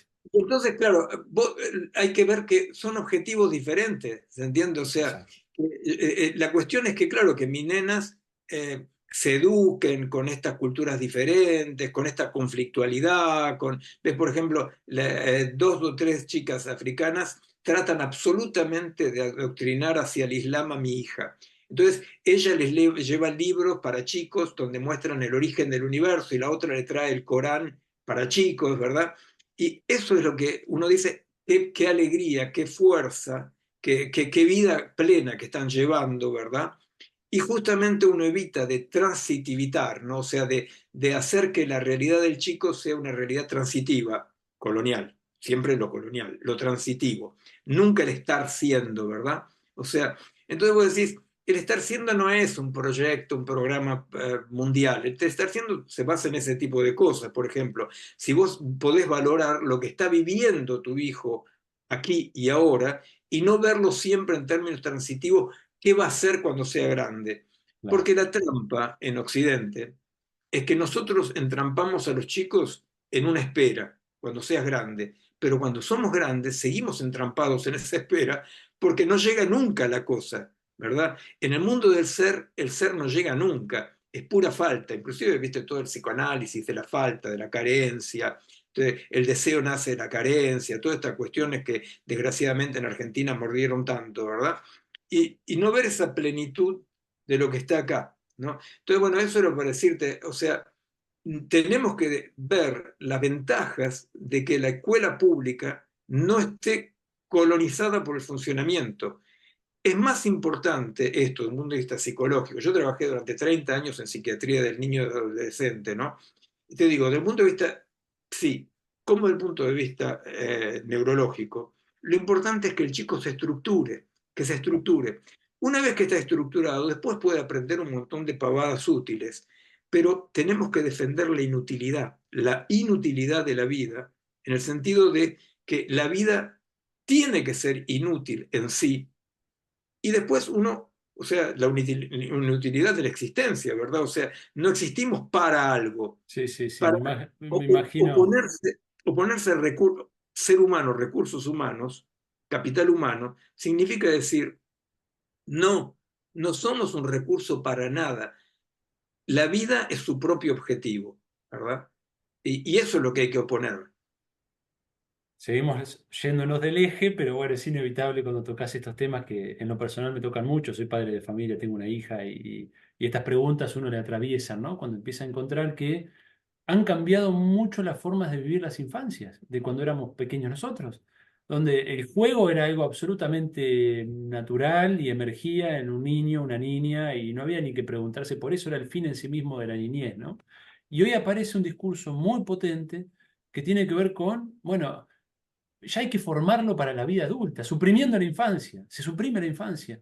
Incluso Sí, hasta en el vestuario infantil se ha suprimido la infancia, donde ya sí, de muy niños aparece una cosa muy adulta, se sí. queman etapas, como se dice, ¿no? Acá en Argentina se queman etapas, y es muy, muy, muy fuerte eso, además por el efecto que está generando en los niños a nivel psicológico, ¿no? Que vos lo sabrás muy bien, la cantidad de nuevos diagnósticos que emergen para problemas mentales, de ansiedad, de depresión, y que efectivamente son así. Es decir, los chicos están, y los adultos también, ¿no? Están sintomatizando situaciones. Y mismo, ya que me voy del tema siempre, pero un paréntesis en este sentido, ¿viste? Hay un terrorismo, realmente yo utilizo la palabra no banalizada, hay un terrorismo contra los jóvenes cuando se les exige que no pierdan tiempo, cuando se les exige que aprendan cosas útiles. Es un terrorismo porque se les impide ser jóvenes. Ser joven significa explorar, tomar riesgo, ¿verdad? Porque una sociedad que no permite que los jóvenes tomen riesgos, ¿no? O sea, asuman riesgos, los maten en peligro porque los debilitan, ¿verdad? Hay un terrorismo contra los jóvenes, hay un terrorismo contra los chiquitos porque no se los deja estar siendo, como decís, o sea, Claro. jugar por jugar. Y hay un terrorismo contra los jóvenes que no se los deja soñar, no se los deja explorar, ¿no? Hay una vía única y hay que ir hacia vía única, ¿no? O sea, Ahí pareciera que hubiera otro gran, si uno tiene que buscar cuáles son los grandes límites que aparecen en este proyecto dominante, decíamos el medio ambiente hace un ratito, y el padecimiento mental parece ser otro, porque la expansión de consumo de psicofármacos, de todo tipo de sustancias adictivas, es inevitable pensarlo de la mano con esta sociedad del funcionamiento, ¿no? Donde, claro. bueno, para encajar aparece el psicofármaco como respuesta, que hay una expansión y una difusión prácticamente ilimitada, ¿no? Incluso desde la más temprana infancia. En fin, volvamos al tema que nos compete, sobre todo en relación con la revista que tiene que ver con el modo de hacer ciencia y tecnología, ¿no? Yo te decía antes de iniciar que nuestra revista tiene un público muy amplio de lectores de las ciencias más, entre comillas, duras, exactas, naturales, hasta las ciencias sociales. Y la pregunta es la siguiente, ¿no? En esta crisis que vos bien describiste del antropocentrismo, del universalismo, del discurso del progreso, la idea del progreso, ¿en qué modo afectan estas crisis al modo de hacer ciencia y tecnología? Bueno, lo que pasa es que, por empezar, efectivamente, la crisis del antropoceno, la crisis del mundo occidental, no es un decreto de nadie, es un punto de parate, un punto donde nada va, no va más, un punto de no va más, ¿no? Donde el modo de habitar el planeta, ¿no? Que es el modo occidental del ingeniero, diría Kushin, ¿verdad? O sea, problema-solución. Ese modo hoy no va más. ¿Pero por qué no va más? No va más porque produce más destrucción que lo que produce de positivo, ¿no? O sea, el ejemplo que yo daba un poco que es una imagen, pero se trata de eso, si yo tomo un coche para ir de Buenos Aires a Córdoba, por ejemplo, en 1950 alguien decía, ¿qué estás haciendo? Y dice, bueno, yo estoy yendo de Buenos Aires a Córdoba, eso es 90% de lo que estoy haciendo. Y 10% estoy modificando el paisaje, estoy favorizando la empresa automotriz. Hoy en día esa relación se invirtió, ¿verdad? O sea, cuando yo tomo el coche para ir de Buenos Aires a Córdoba, digo, ¿qué estoy haciendo? Y bueno, mayoritariamente, 60% estoy participando a la destrucción del ecosistema, estoy participando a la contaminación y 30-40% quedan de lo lineal, ¿entiende? La emergencia de la complejidad como realidad, como época, esto es una cosa que yo hablé mucho con Edgar Morin, ¿viste? Porque yo le decía, mira, para mí la complejidad es material y objetiva. ¿Por qué? Porque efectivamente pasamos de una época, de un modo de habitar el mundo, un modo de autoproducción del mundo, donde lo lineal, a pesar de lo brutal de lo lineal, producía muchas cosas, ¿verdad? En cambio, ahora efectivamente ese mundo ha pasado a destruir mucho más de lo que produce, ¿no? Entonces, esa visión lineal de decir qué es lo que estoy haciendo, esa es la emergencia de la complejidad y es el desplazamiento del antropocentrismo. Porque no podemos más ser el humano que decide hacia dónde va y que puede explicar dónde va. Hay un ángulo de no saber que es cada vez más fuerte. O sea, yo no sé una buena parte de consecuencia de mis actos, por decirlo así, ¿verdad? O sea, yo no sé. Este no saber, todas las sociedades no coloniales cohabitaban con eso perfectamente, o sea, no se le ocurría a ningún africano, chino, hindú, indio, indígena de América, a ninguno se le ocurría pensar que era amo y posesor de sus actos, como diría Descartes, ¿verdad? Para nosotros es una revolución enorme, que es esta idea de yo dirijo una parte nada más de lo que hago. Yo puedo conocer una parte de lo que estoy haciendo, pero mi actuar no me es ni transparente ni controlable. Eh, Esto nos pone abre muchas vías, ¿no? O sea, por ejemplo, efectivamente, desde un punto de vista político, significa efectivamente que nosotros la exigencia es un poco complicado, pero la exigencia es de parar de pensar que desde los lugares de poder se cambia la realidad, porque los lugares de poder como cambio de la realidad obedecen a esta visión moderna colonial del centro que gobierna. Entonces nosotros tenemos que darnos cuenta de que más bien lo que se llamaba lugares de poder son lugares de gestión y que la política es lo que pasa, digamos, más bien en la espesor conflictual de la base, por ejemplo, ¿no? O sea, que lo que cambia el mundo son los procesos objetivos. Pero bueno, no sé, o sea, tiene muchas consecuencias. Por Sí, ejemplo, claro. por la Claro. primera vez la especie humana se da cuenta de que no era el único vector, que estamos en una especie de campo vectorial, ¿no? Donde hay muchos otros vectores y que nosotros no éramos ni amos, ni posesores, ni nada que ver, ¿verdad? O sea, eh, bueno, esto implica, como diría el otro, nuevas alianzas considerándonos una especie viva entre especies vivas a la vez, ¿verdad? O sea, eh, Sí.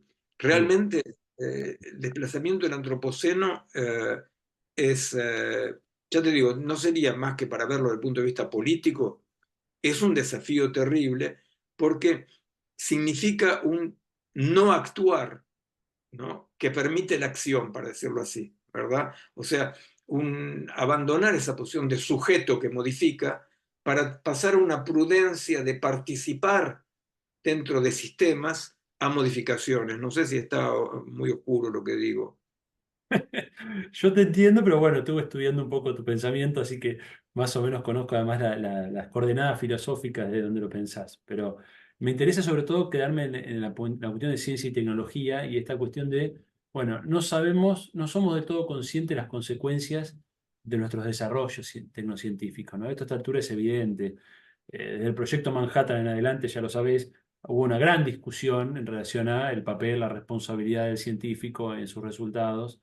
Y bueno, efectivamente, esa conciencia muchas veces tiende a ponerse entre paréntesis, ¿no? Porque yo estoy estudiando una parte ínfima en mi laboratorio acá en la ciudad de La Plata, pero eso está contribuyendo quizá a la industria militar norteamericana de alguna manera, ¿no? Esto ya está estudiado, bueno, vos sabés muy bien, en los años 60 y 70 era una gran discusión en las universidades argentinas, ¿no? De la mano de autores como Oscar Barsavsky y otros, que ya pensaban en esta cuestión, ¿no? Pero ahí, por ejemplo, lo que podemos decir con respecto a la tecnología, la influencia de la tecnología, es de que nosotros no podemos más considerar que cualquier invención sea un progreso. Nosotros tenemos que disociar innovación y progreso. Progreso es otra cosa. Progreso era el eje central de la ideología del mundo del ser, del occidente. No hay progreso. No hay tampoco círculos sin evolución. Nosotros tenemos que pensar el tiempo en modo de una espiral, ¿verdad? Una espiral. O sea, el tiempo es espiralar, no es lineal. ¿Esto qué quiere decir? Quiere decir de que efectivamente nosotros tenemos que un poco lavarnos la cabeza de ver toda innovación tecnológica como un progreso. No hay progreso porque si no hay punto de llegada, no hay progreso. Una vez más, hay una multiplicidad de desarrollos diversos y conflictuales. Entonces, un primer punto en la tecnología es efectivamente darnos cuenta de que se está trabajando en innovaciones, pero que esas innovaciones no tienen más la nobleza del progreso, ¿ves? O sea, hasta hace 40, 50 años todavía, cualquier innovación en cualquier campo tecnológico, científico, tenía una categoría fantástica porque era un progreso. Sí, Hoy en sí, día sí, nosotros sí. tenemos que habituarnos a pensar que las innovaciones no son Por lo ni menos buenas. por lo menos deben ser evaluadas desde un punto de vista lo más integral posible. Si en otro momento cualquier innovación tecnológica per se tenía una carga positiva, a priori, ¿no? Hoy eso es discutible y necesita ser visto desde el punto de vista ambiental, social, ético, político, para decir, bueno, efectivamente esta innovación contribuye a estos valores que consideramos positivos, ¿no? En fin. Y, y pensaba en esto que también trae esa colación de Morin, ¿no? Los enfoques de la complejidad. Qué paradoja de nuestra época, ¿no? Que por un lado se avanza en la gran uniformización, esta que describe Harari y que muy bien describís vos, como colonización, pero es una gran uniformización, y al mismo tiempo Morin y muchos otros, como sabes, describen este mundo como la emergencia de la complejidad, ¿no? Qué paradoja. Sí, Uniformización que de algún modo busca contener esa explosión de complejidad, ¿no? Hay como una absolutamente. paradoja ahí, Sí, yo creo que interesante. son dos consecuencias, viste, del fin del antropoceno. Está los que tratan de asumir la complejidad con todo lo que significa este duelo del antropocentrismo, esta dificultad, porque yo pienso que para pueblos que han resistido a pesar de todo la colonización, el antropocentrismo es una anécdota, no la tuvieron nunca. Para nosotros, o sea, 70% del planeta, ¿no? De los habitantes del planeta, pensar más allá del antropocentrismo es muy complicado, pero entonces hay como dos vías, ¿no? Una es la vía de una prudencia y asumir la complejidad, ¿verdad? Asumir esa complejidad, que para mí tiene como eje el pensamiento de la organicidad, ¿verdad? De la organicidad. Y por el otro lado, la fuga para adelante, ¿no? De la tecnofilia total y el Claro. funcionamiento. Lo que O decía sea, Morén, el paradigma de la simplificación, mantenerte ahí o ir a asumir la complejidad, ¿no es cierto? Y la complejidad tiene también este planteo, que creo que vos también lo recogiste recién, de que, bueno, la ciencia ya no tiene todas las respuestas, es preciso incorporar múltiples puntos de vista. Y a mí siempre esta cuestión, que por supuesto suena muy bien, me preocupa la cuestión del relativismo, ¿no? ¿Cuál es el límite de esta incorporación de voces cuando vos te encontrás con esto que decíamos hace un rato, ¿no? Discursos abiertamente anticientíficos. ¿Cómo conciliamos esta tensión entre universalismo y relativismo? ¿Hay una salida a esta? Porque si no es muy fácil decir, bueno, como discurso, ¿no? Sí, todo punto de vista es igual, todos van en lo mismo, pero después en los hechos tenés discusiones candentes en nuestro cotidiano, que esto bueno, Y terminás, Parte de la probable. terminás al borde de volver a una postura cientificista dura, ¿no? Porque frente a Claro, ese gran temor que representan estos discursos literalmente oscurantistas, ¿no? sí. Es decir, ¿cómo hacemos para escapar a esta dicotomía entre relativismo absurdo y peligroso y universalismo que también se ha demostrado peligroso, pero que en cierto modo representa un punto de seguridad frente a este otro discurso, ¿no? ¿Tenés Claro. pensado este tema? Sí, sí, sí, por supuesto, por supuesto. Es el tema que estoy trabajando mucho en este momento en el seminario que yo doy, es eso, ¿no? O sea, un pensamiento situacional como alternativa al relativismo universalismo. El universalismo, nosotros, para no ser muy largo, ¿viste? Después vemos, ¿viste? Pero, ¿ves? El universalismo nosotros podemos pensarlo para pensarlo de una manera más fría, ¿no? Con Galileo, ¿no? Galileo dice, hay ciencia solamente de lo medible. Entonces, resulta que decimos, bueno, vos tenés una barra de fierro de 1 metro, ese metro es en todas las situaciones, de todos los puntos de vista, esto tiene que medir 1 metro. Pero de los distintos puntos de vista no mide 1 metro, ¿entiendes? O sea, medirá de manera diferente. Entonces, eh, el universalismo pasa por una especie de engaña pichanga, como se decía, no sé si se dice todavía, ¿viste? Es un engaño, ¿viste? Donde se dice que la ciencia universal, las medidas galileanas, ¿no? Newtonianas, galileanas, son verdaderas en todos los mundos posibles.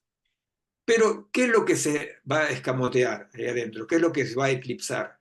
Lo que se va a eclipsar es que en realidad el mundo de las medidas de Galileo no es para nada un mundo universal, es el mundo muy situado y muy territorializado en el desarrollo del mercantilismo hacia el precapitalismo, donde hacía falta medidas para intercambiar, medidas para negociar, ¿verdad? Que esto va a terminar mucho, mucho más tarde con Einstein y Poincaré cuando van a unificar los pesos, las medidas y los tiempos, ¿verdad? O sea que la idea esta de que el tiempo universal, el metro universal, que todo eso es universal, parte de un escamotaje, ¿no? De un eclipsamiento de la situación concreta territorializada donde en la época de Galileo y de Newton hacía falta construir este saber. Bueno, entonces, para empezar hay que ver que lo universal no es verdad que sea universal, que es dentro de una situación concreta que se producen los saberes necesarios para esa situación concreta. Por colonialismo, esto se extiende al conjunto del mundo y Sí. más aún crea la ilusión de un mundo. Ahora, hoy en día, nosotros qué decimos? Por empezar, te digo así muy simplemente, si el universal es un engaño a pichanga, el relativismo no existe, ¿se entiende? Porque el relativismo tiene que ser relativismo con respecto a un universal. Es una lógica un poco tonta, pero es así nomás. O sea, yo no puedo reclamarme relativista contra el universal una vez que yo comprendo que lo que se llamó universal fue una situación muy potente que Universalizada. que se Claro, impuso, claro. claro, que se impuso a los otros. Pero en síntesis vos te das cuenta que no hay universal, te das cuenta que hay una potencia muy grande que atacó a las otras situaciones. Bueno, perfecto. Ahora, ¿qué hacemos nosotros desde el punto de vista científico-tecnológico? Yo creo que es un error hablar de ciencia india, de ciencia africana, de ciencia femenina o de género, como fue un error hablar de ciencia proletaria. A mí me parece que lo que se llama ciencia corresponde a lo que fue producido, para decirlo así, en el mundo de Galileo, como una práctica que correspondía a esta situación y que nosotros tenemos que adoptar y metabolizar de acuerdo a las exigencias de cada situación concreta, de cada punto de vista concreto. ¿Se entiende? O sea, yo creo que no hay una ciencia proletaria, no hay una ciencia india, Sí, te porque entiendo. se llama ciencia a esto que ha producido Galileo, digo para dar una imagen, ¿verdad? A esta producción galileana de hay ciencia de lo medible, perfecto, pero en otras situaciones hay cantidades no medibles, para hablarlo así, ¿verdad? Filosóficamente. O sea, hay otro modo de saber que no corresponden a lo medible, ¿se entiende? Entonces, si más o menos está claro lo que quiero decir, o sea, yo puedo adoptar modos de experiencia medibles si yo los puedo, una vez más, hibridar con modos de medida que no son numerables, ¿se entiende? Con cantidades no medibles. ¿Se entiende? Cantidades no medibles habla de lo intensivo, para decirlo así claramente, y lo otro sería lo extensivo. ¿Sí? En Sí, el mundo, entiendo que tendés a ver la ciencia moderna como un corpus de saberes entre otros. En todo caso, ese corpus de saberes no lo negás, sino que lo pones en diálogo con otros horizontes de sentido que puedan emerger, ¿no? Sea claro, el del mundo islámico, sea el del mundo indoamericano. ¿Ese claro, sería tu planteo? pero no son discursos, no son relatos, son modos de producción del mundo. ¿Se entiende? O sea, lo galileano no es un relato posible entre otros relatos, es un modo material de autoproducción del mundo que por colonialismo influenció todas las otras civilizaciones, ¿verdad? Pero en realidad no, el relativismo va a decir, es un modo entre otros modos, no es un modo entre otros modos, es un modo de autoconstrucción del mundo, ¿verdad? Que está en relación con otros modos de autoconstrucción del mundo. ¿Se entiende? O sea, Sí, sí. no es que esto sea verdad solamente en este mundo y no sea verdad en el otro. Esas verdades son verdades absolutas en cualquier situación, simplemente esas verdades absolutas en cualquier situación, para que no aplasten la inventividad, la creatividad local, tienen que ser, como diría el otro, fagocitadas, ¿se entiende? Tienen que ser territorializadas. No sé si está un poco complicado lo que estoy Sí, no, explicando. no, yo conozco, no sé para quien escuche esto o lo lea, pero en mi caso conozco la discusión, sobre todo de las nuevas corrientes historiográficas de la ciencia y de la sociología de la ciencia. Yo te escuchaba ahí y bueno, obviamente pienso en un Latour, ¿no? Cuando plantea cómo se extienden las redes por el mundo y en definitiva en la modernidad, ¿no? Lo que encontramos es la construcción social de la universalidad, ¿no? Es decir, el universalismo no como el descubrimiento de la verdad, sino como una construcción histórica situada que le permite dentro de las redes, ¿no? Coloniales, imperiales de la modernidad, contrastar empíricamente los resultados que se proponían desde el centro, ¿no? Es decir, Claro, mientras vos estés dentro de este horizonte de sentido, eso tiene sentido. Si claro, salís de este contexto, no quiere decir que sea falso, como bien decís vos, ¿no? No es ni, claro, no, si te no es corres del eje falso, verdad-falsedad, te corres del eje verdad-falsedad, ¿no es claro. cierto? Eh, Indudablemente son temas complejos, ¿no? De explicar y tiene su complejidad, sobre todo en el diálogo, lo que se ha denominado el diálogo de saberes, ¿no? Ahí tiene una complejidad muy grande. En esa interfaz, ¿no? Lo que recién retomaba Sakush con la idea de fagocitación. Bueno, esa interfaz es compleja, evidentemente, ¿no? Sí. Entre los otros saberes y cómo se Pero busca, y esto que, con esto cierro, perdón, cómo se busca la legitimación de ser ciencia. Yo sí, también lo no, trabajo, justo un detalle con respecto a eso, sí, discúlpame, un detalle. Hay algo que sería como una especie de jurisprudencia. No es un progreso, pero es una jurisprudencia. Lo que se logró crea una irreversibilidad. Te digo eso porque ves, por ejemplo, acá en Francia, un problema muy claro es decir, ¿qué haces con las mujeres que se quieren hacer, que hacen la excisión o la infabulación a las nenas? sí. Ah, es su cultura, cada uno su cultura. Entonces, es ahí donde nosotros tenemos que ver, o sea, cómo el mundo existe, todo en cada situación, o sea, no hay esa separación. Estamos cerrando, entonces sería esto abrir un gran problema, pero digo que el relativismo es un peligro absoluto, ¿verdad? El relativismo es un peligro absoluto porque es una negación de procesos muy complejos, ¿no? Sí, sí, es un gran tema, pero indudablemente hay que recorrer ese camino intermedio, ¿no? En su momento, en la vieja teoría de la dialéctica nos hablaban del universal, el singular y el particular, ¿no? ¿Te acordarás? Los años 60. Pero bueno, tenía que ver un poco con pensar ese intermedio, ¿no? Esa posibilidad situacional donde se cruza lo universal y lo singular, ¿no? En fin, con este universal que se nos ha disuelto de cierto modo, ¿no? Te hago una pregunta en otro orden, a ver si la tenés analizado. Es una pregunta que me compartió un amigo, me dijo, hacésela, Miguel, que me interesaría saber su pensamiento sobre esto. Y es la siguiente. La OTAN está desarrollando una nueva doctrina que se denomina guerra cognitiva. por la cual la mente humana pasa a considerarse un escenario de guerra. A partir de su lectura de las tendencias en curso que venimos charlando, ¿qué peligros encierra este nuevo concepto bélico? En particular, en aquellas regiones del mundo que por nuestra condición periférica o neocolonial estamos más indefensos frente a intervenciones de las grandes potencias. ¿Conocías este concepto de guerra cognitiva? ¿Sabés de qué se trata? Bueno, la guerra cognitiva, hasta lo que yo sé, tiene que ver con lo que hablábamos hace un rato, ¿no? Que es la hegemonía de este ultrarrealismo algorítmico y económico, ¿verdad? O sea, es esta idea de que existe un mundo uno, acá estamos en un ultra universal, ¿eh? O sea, un ultra universalismo, ¿no? Existe un mundo uno, que es este mundo de lo contable, de lo funcionante, y hace falta que las mentes se domestiquen para esta especie de percepción optimalizada, ¿se entiende?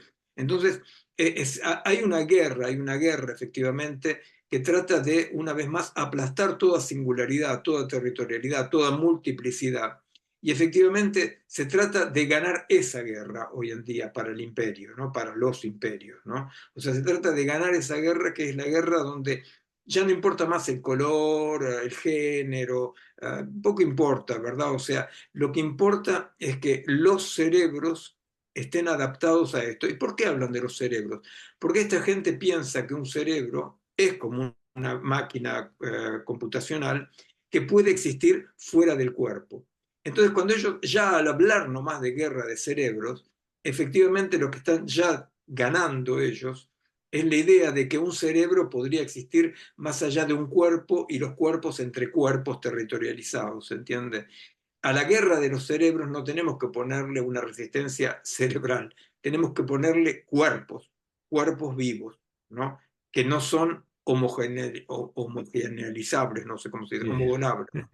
Homogeneizables. Está bien. Eso, Bien, y para cerrar, porque ya hace, pobre, 1 hora y media, 2 horas que estamos charlando, para cerrar la última pregunta es, ¿en qué medida estas transformaciones que has analizado refieren al capitalismo como sistema social y económico? Es decir, estas tecnologías podrían ser refuncionalizadas para otro tipo de sociedad o, retomando Varsavsky, se podría decir que esta es la tecnociencia del capitalismo y que es preciso desarrollar otro estilo científico-tecnológico.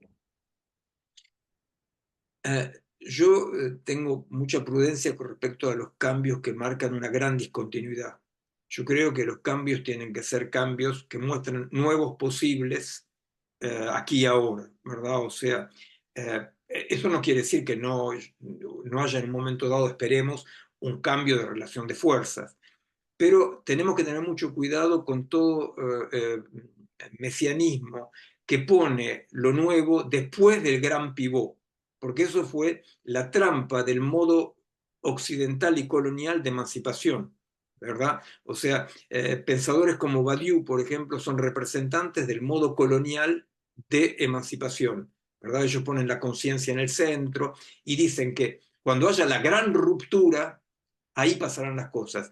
Nosotros tenemos que desconfiar un poco de esta discontinuidad porque esta discontinuidad es inherente al modo colonial de pensar. Nosotros tenemos que desarrollar los nuevos posibles, ¿no? Y afrontar a la vez la represión a esos nuevos posibles, ¿no? Pero entonces, para decirlo con respecto al mundo digital y algorítmico, tenemos que desarrollar formas transgresivas de utilización de lo digital aquí y ahora. Tenemos que desarrollarlas ya. Tenemos que explorar las posibilidades de unas formas transgresivas de utilización. ¿Qué quiere decir transgresivas? Porque no estarán más al servicio del funcionamiento, sino al servicio de lo vivo. Hay un solo ejemplo que yo conozco donde eso se hace, es en el mundo del arte. Los artistas que usaban papel maché para hacer sus cosas, hoy utilizan computadoras para hacer las mismas cosas, ¿se entiende? En la única dimensión, no todos, pero la única dimensión donde yo encuentro gente que coloniza el mundo digital y que no está totalmente colonizado por el mundo digital, o sea que hibridan un poco la cosa, es el mundo artístico.